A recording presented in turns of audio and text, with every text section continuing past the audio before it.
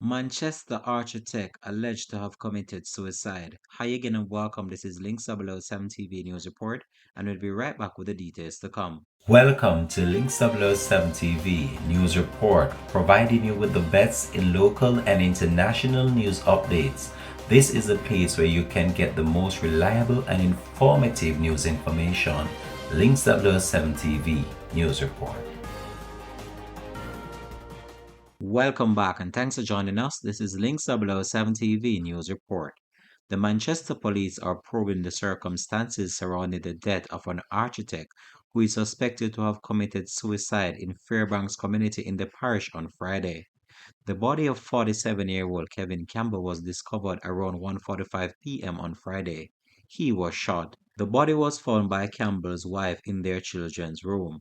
It is reported that Campbell's spouse had sought the assistance of the police to remove items from the house on Tuesday. Upon her return to the property, she made the discovery and alerted the police. The Mandeville police are investigating.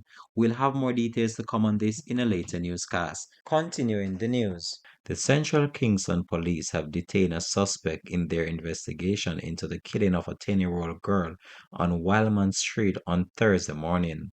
The suspect was placed before an identification parade on Friday where he was positively identified.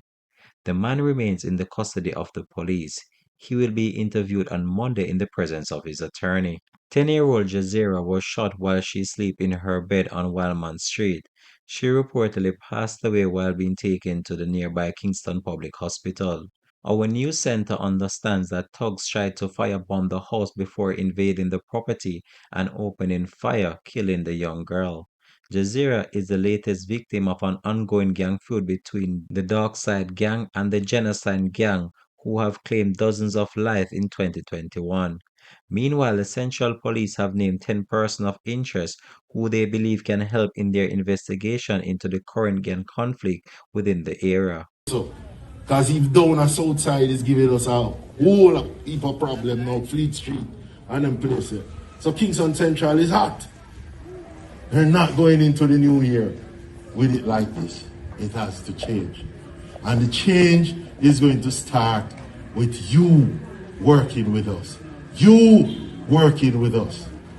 One of the greatest deterrents of crime is when the guys in the community feel that the people are fed up with them.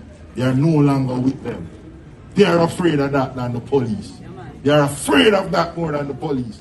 When them say, "Una no ina with them ina," so we have to take on ourselves from them. That is how we have to make this thing change. A 48-hour curfew was imposed in the Rose Garden community, more popularly known as Spoilers, starting at 6 p.m. last evening. These are the measures that are being used by the police in order to curtail the rising crime rate within the area. This has been Links 007 TV News Report. Thanks for watching.